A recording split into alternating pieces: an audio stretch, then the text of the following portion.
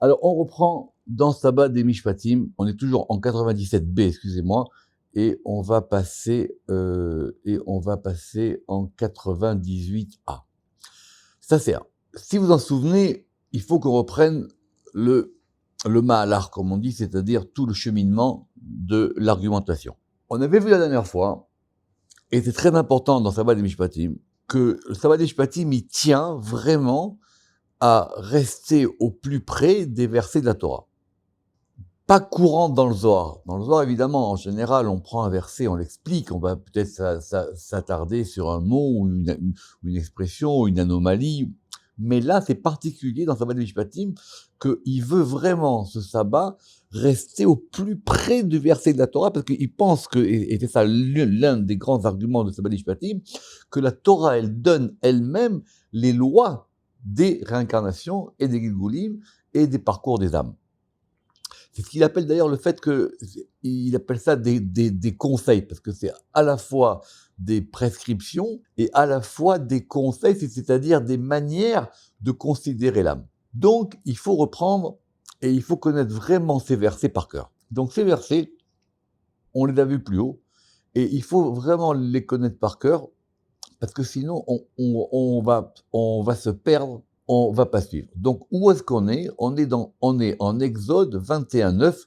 Je vous encourage évidemment à aller regarder en Exode 21:9. Donc, en Exode 21:9, où est-ce qu'on en est ? On en est, vous vous rappelez, l'histoire du maître et de la servante. Nous, on est arrivé au verset 9, vous vous rappelez, Ve'im livno ya'adena kemishpat abanot ya'asela.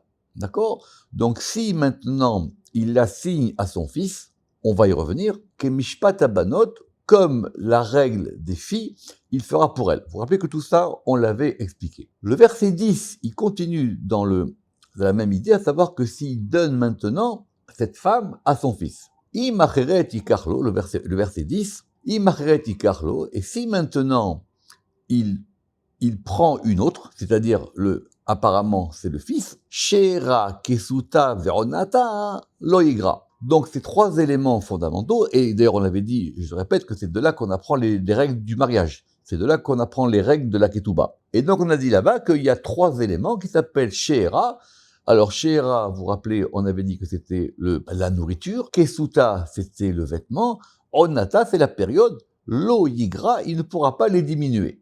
On va y revenir. Aujourd'hui, on va reprendre le 10 et le 11. Qu'est-ce qu'il dit le 11, le verset 11 Ve'im shalosh ou shelosh ele, ça dépend comment c'est ponctué. Ve'im shelosh ele lo ya'asela. Et si maintenant ces trois, si lo ya'asela, il ne fait pas pour elle, ve'yatsea chinam, et elle sortira gratuitement en kasef. Donc, la Torah, elle a commencé à nous parler de l'histoire d'un maître avec une servante. Et elle a progressivement parlé des règles de mariage en général. Les versets 10 et 11, ils nous disent maintenant, si maintenant c'était parlé dans l'histoire du fils, que le fils maintenant il prend une autre femme, donc on est passé des règles de la servitude aux règles de mariage normal. Et maintenant, dans ces règles de mariage normal, on avait dit qu'il y avait trois éléments, Sheera, Kesota, Veonata, Loigra. Ça, c'est le minimum, il ne peut pas diminuer. Et chaque mot est important, Loigra, ça veut dire il ne peut pas faire moins que ça. Ve'im shelo shele lo ya'asela. Et si maintenant ces trois-là, il ne fait pas pour elle, donc maintenant ce sont les règles générales du mariage, si maintenant il ne tient pas ces trois engagements, ve'yatsea chinam, et elle sortira gratuitement. NKT, ça veut dire quoi ? Ça veut dire qu'il ne sera pas obligé d'un point de vue légal à payer le dos auquel il s'est engagé au moment du mariage dans la ketouba. Ça, c'est de la classique, et c'est de là qu'on apprend toutes ces règles. C'est effectivement important. Vous regarderez dans Rashi, vous regarderez tous ces éléments-là. Maintenant, nous, ce qu'on veut, c'est à la fois comprendre le pshat et la manière dont le sabbat, il a appliqué ça à l'âme. L'avantage de la lecture du sabbat, c'est que lui, il lit tout ça depuis le début comme étant un seul et même sujet, à savoir le sujet de l'âme par rapport à Dieu qui donne l'âme qui va aller dans un corps, le rapport de l'âme avec le corps et des différentes relations qui vont se passer. Donc évidemment, c'est très complexe. Donc nous, on revient vite fait dans ce qu'on a vu la dernière fois. Je ne vais pas refaire le cours. Qu'est-ce qu'il a dit la dernière fois? Vous vous rappelez que nous, on avait la question sur Imareti Carlo. On n'est pas compris, d'après le sabbat, que ça voulait dire quoi, que si maintenant, il va prendre une autre âme. Il dit non, t'as mal compris. Il faut que tu vois la suite du verset. Qu'est-ce qu'elle dit, la suite du verset? La suite du verset, elle dit que l'âme, elle a donc 3 éléments. Et ces 3 éléments, et c'est passionnant, parce que ces 3 éléments, c'est quoi? Ce sont les éléments que l'homme donne à sa femme. Ce sont les éléments que l'âme reçoit. Donc l'âme, évidemment, ici, depuis le début, on a compris, mais elle est féminine, et elle reçoit ces éléments des mondes supérieurs. Et dans le cours de la semaine dernière, on avait expliqué ces 3 éléments. Donc on va revenir sur ça assez rapidement. Donc qu'est-ce qu'on avait dit? On avait dit qu'il y avait 3 éléments. Vous vous rappelez? On avait dit She'era, Kesota, Veronata. Alors le Zohar avait été évidemment très mystérieux sur ces éléments, puisqu'il avait dit que le premier de She'era, vous vous rappelez, on avait dit que c'était Asher He, c'est-à-dire le nom divin Asher plus le He, ou on avait dit même que c'était le nom Yudke Vavke ponctué avec Elohim. Kesuta, on avait dit que c'était quoi? Kesuta, ça, on l'avait déjà vu, c'était le Shem Aleph Lamed Vavhe, le nom qui protège l'âme, qu'on avait déjà vu plus haut. Et Onata. Onata, c'est le plus compliqué. Je pense qu'on va le refaire aujourd'hui. En tout cas, le Zohar, il décrit chacun de ces éléments-là comme étant un Meshirou. C'est-à-dire quelque chose... Alors, Meshirou, c'est pas facile à traduire, mais Meshirou, littéralement, ça veut dire le fait d'attirer. L'imshor en hébreu, c'est tirer. Comme par exemple, vous avez un animal, il a une laisse, et vous allez tirer ce laisse pour qu'il vienne à vous. C'est ça l'imshor. L'imshor, c'est tirer, c'est-à-dire faire venir à. Et ces 3 éléments-là, et à chaque fois l'expression revient, il avait dit le soir que ça s'appelle un meshirou. Reprenons sur Onata. Veonata, maniou, c'est quoi? Alors, j'ai déjà expliqué ça, mais il faut revenir. Ces 3 termes de She'era, Kesuta, Vero, Onata, même d'après le Pshat, ils ne sont pas évidents. C'est pour ça qu'on a besoin de les expliquer. Que si la Torah elle avait dit qu'il doit s'engager à la nourriture, ça manque pas des mots pour nourriture. S'il doit s'engager par rapport aux vêtements, il aurait pu dire d'autres mots. Et si on veut dire en même temps que ce sont les rapports conjugaux, on aurait pu aussi, il y avait d'autres mots pour ça. Donc la Torah, elle a exprès utilisé des mots à décrypter. Bon, ça arrive souvent dans le texte de la Torah, et c'est pour ça qu'on a besoin de l'explication des maîtres ou de la Mishnah pour comprendre ces éléments-là. Onata, ona, Aïn Nunhe, en hébreu moderne, ça désigne une saison. Ça désigne, c'est-à-dire dans le sens de quelque chose qui est périodique. Donc ça peut être par exemple la saison pour tel fruit ou tel légume. Ça peut être par exemple la saison, mais ça peut être la saison plus que le sens météorologique. Vous comprenez? C'est-à-dire ça peut être aussi, je sais pas moi, la saison des vœux ou ce qu'on veut comme ça. Veonata Maniou. Donc effectivement, on veut maintenant comprendre ces éléments par rapport à la Neshama. Donc Onata, évidemment, vous avez compris qu'il y a un mapping dans le « et », ça veut dire que c'est Onata à elle, ça veut dire que c'est sa périodicité à elle. D'accord? Et à chaque fois, c'était évident par rapport au féminin. Maniou, da meshichou d'alma deate. C'est un attirement du monde qui vient. Le Rama qui va dire que c'est le plus haut des 3. Je répète. She'era, ok, c'est Yudke Vavke Elohim, donc on va dire c'est au moins, c'est quelque chose qui est du niveau de la Bina par rapport aux rigueurs. Kesuta, on avait dit c'est le Shem Aleph Lamed Vavke, on l'avait déjà vu plus haut, ça c'est le Shem le nom qui va constituer l'habit, la protection, le revêtement de l'âme. C'est le nom qu'on fait à Tikkun Chatzot, on l'a déjà vu. Mais il dit que, ici il y a marqué Dameshichut Alma Deate, quand Zohar il dit que c'est un attirement qui provient du monde qui vient, c'est-à-dire c'est vraiment au plus haut degré. Ça provient de la Bina elle-même. Et le point qu'il y a marqué ici, des Bekula, dans lequel il y a tout. Maintenant, comment est-ce que le Pshat il dit Onata, cette période-là, on peut... Vous comprenez, il ne faut pas non plus faire dévier trop le verset du Pshat, même d'après le Zohar. Alors, ce que j'ai compris chez les Mefarshim, c'est que ce principe de la périodicité, c'est le fait de la Bina elle-même. Puisque vous savez que la Bina, c'est le Yovel, etc. C'est-à-dire que ce sont les choses qui reviennent à leur place. Donc, c'est quelque chose que l'âme va recevoir de ce degré supérieur. Et on va ici lui donner aussi un nom. Et comment ça s'appelle? Il s'appelle Hashem Sebaot. Et ce nom-là, Vedaïou, des Naïr, et qui illumine Bechol Neorin Setimin, et qui va illuminer dans toutes les lumières cachées, il a une supérieure qui proviennent de l'arbre de vie.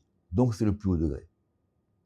C'est quelque chose qui fait que l'âme soit connectée non seulement à la vie, parce qu'il y a beaucoup, mais elle est connectée à l'arbre de vie. Elle est connectée à ce principe-là même, fondamental de la création. C'est une âme vivante. C'est une âme vivante, évidemment, l'arbre de vie, tout monté dans Zohar, ça s'oppose à Etadat Tovara, ça s'oppose à l'arbre de la connaissance du bien et du mal. Elle n'est pas dans les côtés on dit marqué dans Zohar, les 49 degrés de pureté, d'impureté, de même tête, tout ça on a vu dans le Tikkun Zohar. C'est pas ça. Elle est à un degré encore plus haut. Et des B dans lequel se trouve Ona Temira. Ce Ona Temira, le Harizal, il donne une explication très complexe sur Ona Temira. Parce qu'évidemment, vous avez compris que c'est le terme de Ona qui revient ici. Littéralement, ça veut dire que si on a traduit Onata comme étant une période, c'est une période enfouie. Ça veut dire c'est le fait que l'âme, elle retrouve la périodicité ou, j'allais dire, le rythme de l'arbre de vie lui-même. Pourquoi? Des mitama nafkaat, parce que c'est de là-bas qu'elle provient. Que c'est l'âme qui retrouve son point d'origine. Vecholda be'iduna vechisufa de alma deate. Et tout cela dans le délice, iduna, Eden, le délice, vechisufa, on va revenir sur ce terme, vechisufa, c'est-à-dire le désir du monde qui vient. Donc c'est le plus haut degré, comme dit le Zohar ici, c'est la lumière la plus forte, ou la plus puissante, ou la plus supérieure qui peut descendre sur l'âme. On a appris que de cette histoire de Ve'im Acheret Yikach, que s'il en prend une autre, attention, s'il y a une nouvelle âme, c'est pas moins que ça.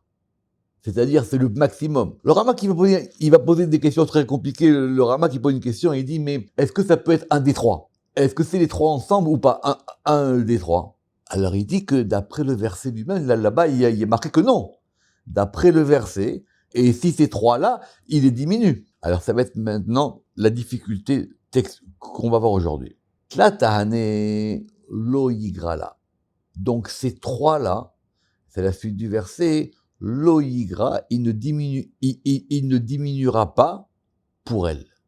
Ça veut dire que si ce tzaddik-là, maintenant, il a une autre neshama, comme d'après le pshat qu'on avait depuis le début, c'est clair qu'il ne pourra pas avoir moins que ça. Donc, toi, tu as posé une question, tu as dit, mais finalement, si le tzaddik qui revient, alors donc du coup, il a plus de croyance en Dieu.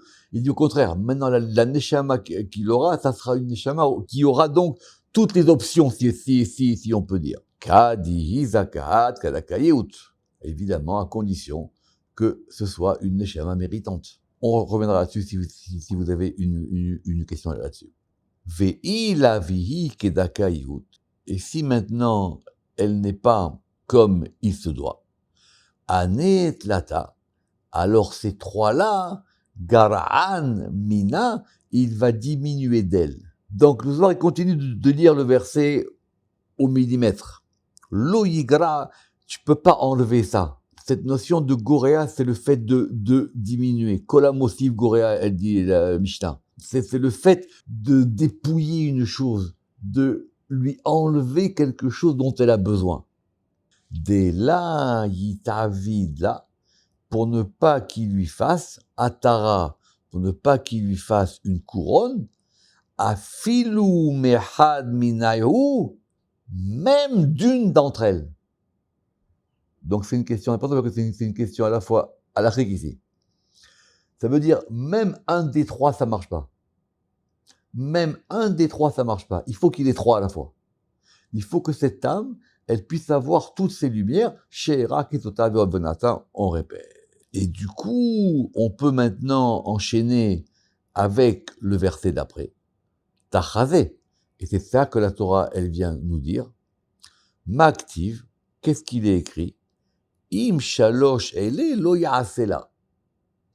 Et si maintenant ces trois-là, ele, ceci, lo ya'asela, il ne fait pas pour elle. Alors, vous avez bien compris que dans la phrase lo ya'asela, qui c'est celui qui agit, lo ya'ase, il ne fera pas, là, c'est pour elle, c'est pour la neshama. Alors apparemment ici, c'est celui chez lequel cette âme elle est. Donc lui, s'il n'arrive pas à procurer à cette âme-là, il y a un problème. Dela zachaat behu, parce qu'elle n'a pas mérité, parce qu'elle n'a pas... Alors, Dela zachaat, alors zachaat c'est un féminin évidemment, hein. Dela zachaat behu, parce qu'elle n'a pas mérité de ça. Donc encore une fois, ça peut aussi mal se passer. Mais c'est pas ça qu'on veut voir ici. Qu'est-ce qu'on veut voir maintenant ici, la fin du verset? Le verset, il a dit quoi? Veyatz achinam. Et elle sortira gratuitement, en kasef. Pour ceux qui connaissent la Torah, hein, ce mot de chinam, on l'a déjà vu. On l'a déjà vu dans la Torah à propos de quand les Bnei Israël, ils vont se plaindre du désert, des conditions difficiles dans le désert, et ils ont dit effectivement, voilà pourquoi on n'est pas resté en Égypte. Vous vous rappelez, il dit en Égypte au moins, on avait de quoi manger, on avait des courges, c'était bien. Donc au bout d'un moment, ils vont se plaindre auprès de Moshe, et ils disent au moins en Égypte, on mangeait gratuitement. Et ce mot de chinam là-bas, il apparaît dans la Torah. Pour ceux qui savent là-bas, Rashi, il a une question, il dit, ça veut dire quoi qu'ils se plaignent aujourd'hui, ils mangent la manne.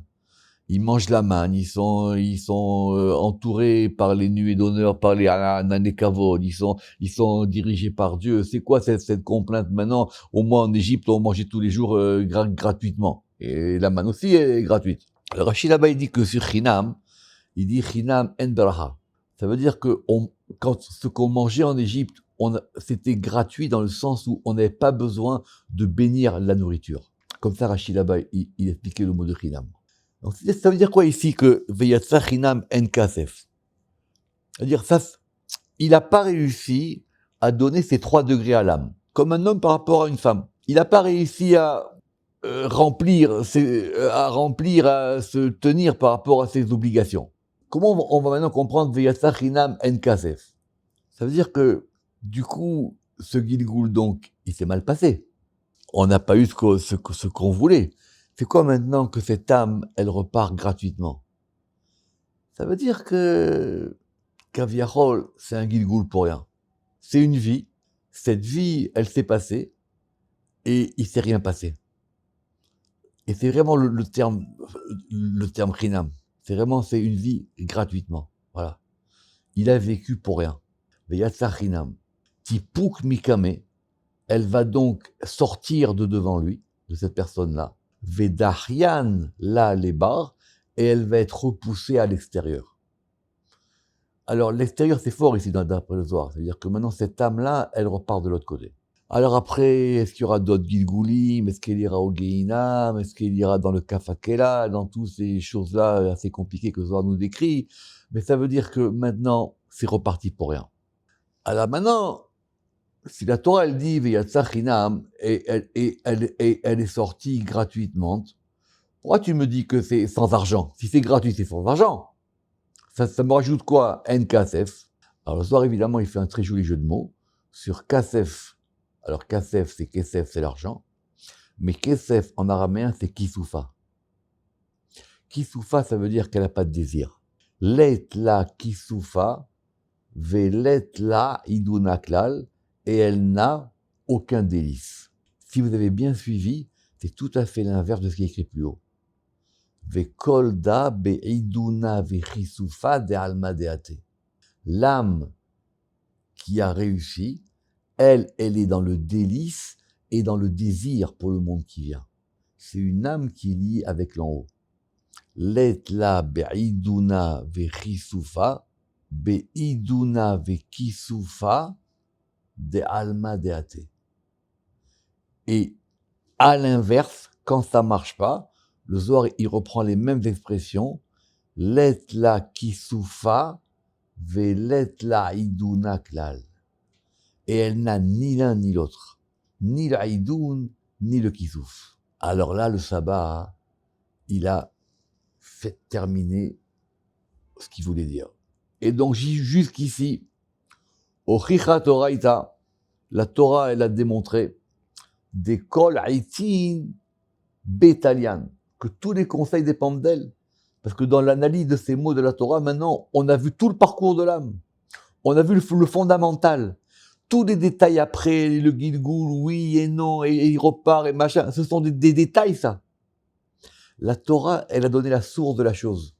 Ceux qui ont fait le Shara Gilgulim, ou qui vont le faire ou le refaire, on verra qu'après que le Harizal, il a donné tous les détails de ces choses-là. Mais l'essentiel est dans la Torah. Uniquement sur ces mots-là. Veyat sachinam en kasef. Veyayvit aitatava livne nasha. Et elle a donné un bon conseil aux hommes. Encore une fois, cette notion de conseil ici, c'est-à-dire c'est le fait qu'elle apporte une lumière. Mikan oulala. Donc à partir de maintenant et après, c'est le sabbat qui parle. Nehedar les milin kadmin. On va donc maintenant reprendre notre propos. Vous vous rappelez, vous m'avez posé une question au départ, depuis le début. Vous vous rappelez de cette histoire de la Neshama qui va aller chez le guerre, le Mander et tout ça. Il dit maintenant, ok, tout ça, je vous l'ai expliqué. Maintenant, on peut reprendre les choses depuis le commencement. Beahu netiru ila, par rapport à cette protection supérieure. L'âme, fondamentalement, elle a une protection en elle. Le Rama qui renvoie à Shara Neshama, dans Shara Neshama, là-bas, il y a la question des anges. À la fin de Shara Neshama, parce qu'il dit, l'âme, c'est aussi une protection de l'homme, mais l'homme, il a aussi des anges.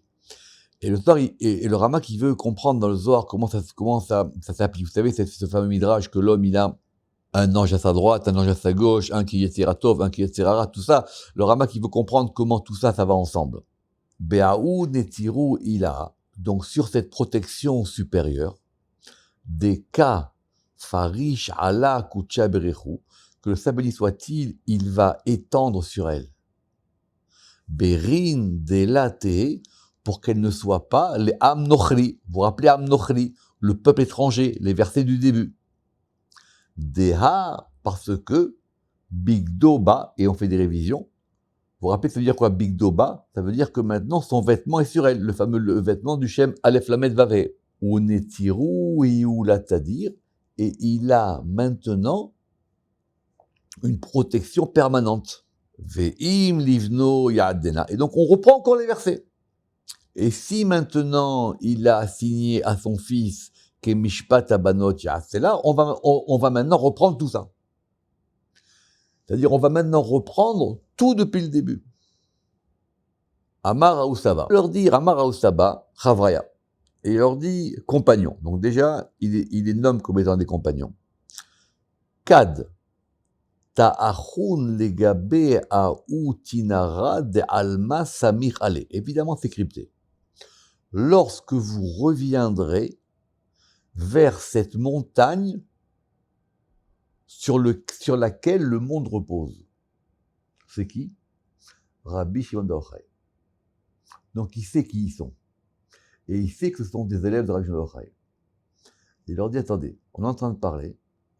Maintenant, vous, je sais qu'après, vous allez retourner chez Rabbi Shimon. N'oubliez pas qu'ils sont dans une auberge. Lorsque vous retournerez chez Rabbi Shimon bar Yochai, il me roulait, vous allez lui dire la chose suivante. Ah, alors quoi? Le sabbat, il connaît Rabbi Shimon bar Yochai. Donc le sabbat, maintenant, il fait une pause pour leur dire, attendez, j'ai aussi un message, moi, à passer à Rabbi Shimon. Il me roulait. Deyidkar Yoma, vous lui direz qu'il se souvienne du jour des Talga, qui se souviennent du jour de neige. Des Izar'ou Poulin, où on a planté des poulines. Poulines, apparemment, ce sont des fèves. Les Hamshin ou Trin Vanin, en 52 espèces ou 52 nuances. Ve'adar Akrinan Aïra, et ainsi vous lui redirez ce verset. Ve'ou Yimalechun, et il vous répondra. Donc, imaginez maintenant les deux, ils disent ça, ils disent c'est quoi maintenant ce message? Vous vous rappelez que depuis le début, ils parlent par énigme. D'accord? Alors ça fait couler beaucoup d'encre. C'est quoi cette notion de Yoma des Talga, du jour de neige? On reprendra la semaine prochaine. Baruch Adonai Le'olam. Amen ve Amen.